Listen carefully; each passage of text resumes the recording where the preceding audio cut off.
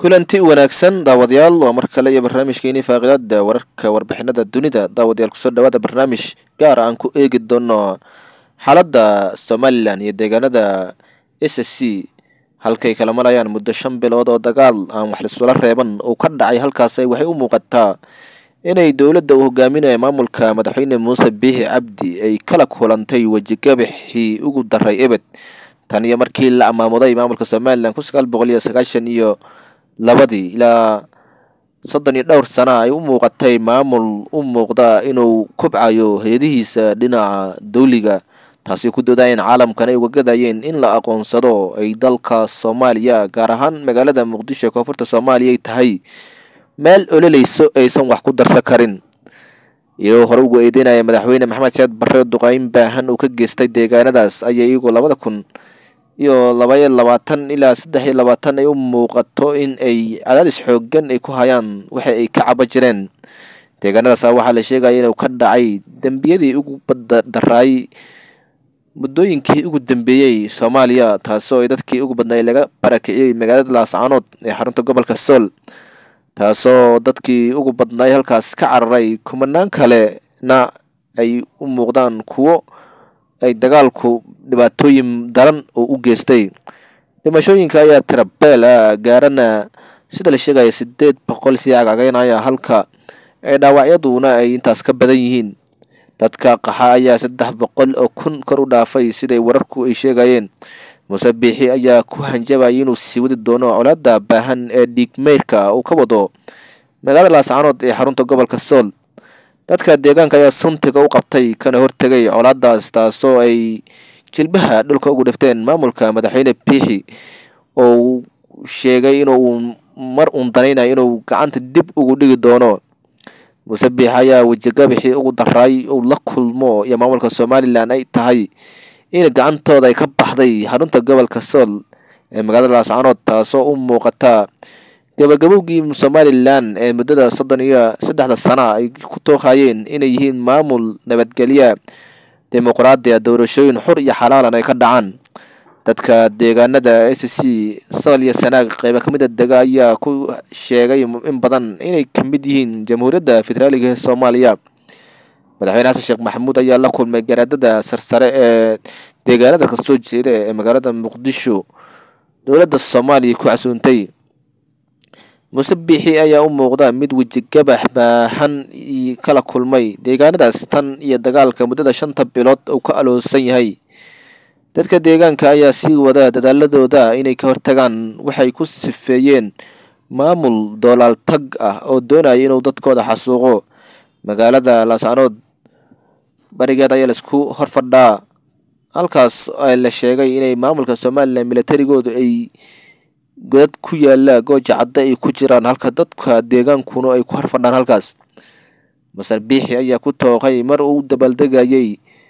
18 May amba 18 May ay sheegaan in ay tahay maalin ay qarannimada Somaliland ay soo laabatay oo sheegay inuu gacan bira ku qaban doono dadkaas ka soo horjeeda balse dadka deegaanada SSC ee beelaha harti gaar ahaan dhulbaanta ayaa suntiga u qabtay kana hortagay weerara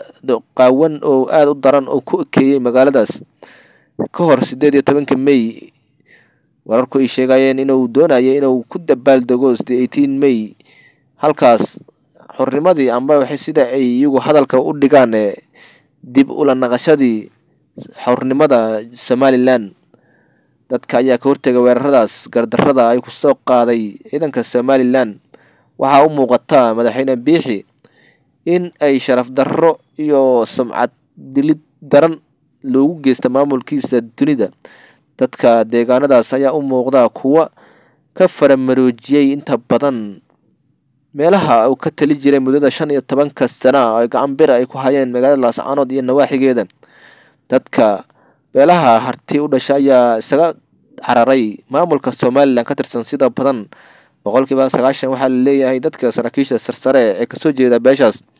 ayaa isu dhiibay qabiilkooda kadib markii ay la kulmeen xasuuqa daran ee dadkooda lagu hayay sidii hadalka u dhigeen garaadada iyo beesha ayaa waxa muuqata sida wararku sheegayaan isku duubni aad u xooggan taasoo keentay in Somaliland la iska caabiyo. Madaxweyne Biixi iyo xukuumaddiisa ayaa adduunka ku fashilantay kadib markii ay u muuqdeen inay muddadii 33 sano waxay dhoodhoobayeen ay qabiil oo cagta mariyay, taasoo u muuqata mid karaamadii iyo sharaftii ay ku tooqi jireen mid dhulka ay la gashay beesha dhulbaantay, taasoo in badan ay sheegeen inay doonayaan wadahadal balse ay ka biyadideen nabadoonnada awoodda badan ee uu hogaaminayo Garaad Jaamac Garaad Cali, kuna inay sheegeen inaysan la fadhiisan doonin ilaa ay taaka dhulkooda ay ku sugan yihiin maamulka Somaliland. Master Garaad Jaamac Garaad Cali ayaa in badan ku celceliyay inuu dagaal la geli doono wax kasta oo ku kacaba maamulka Somaliland ee xoogga ku haysta dhulkiisa, taasoo garaadkooduna san tegin muddo 15 sano magaalada Laascaanood, taasoo sanadkii hore 22 halkaas tagay ugana baaqay dagaal ka dhan ah maleeshiyaadka siduu hadalka u dhigay maamulka Somaliland oo doonaya inay madaxa ka garaacaan dadkiisa, taasoo uu sheegay inaysan u cuntumin waxa ay wadaan maamulkaas. Dowladda wuxuu sheegay in madaxweyne Xasan Sheekh Maxamuud iyo dowladdiisa ay si toos ah u hoostagi doonaan wixii ka dambeeyay halkaas markay gacanta ku dhigeen. Garaadada ayaa halkaas ka maamuday guddi ku meel gaar oo 33 ka kooban, taasoo ay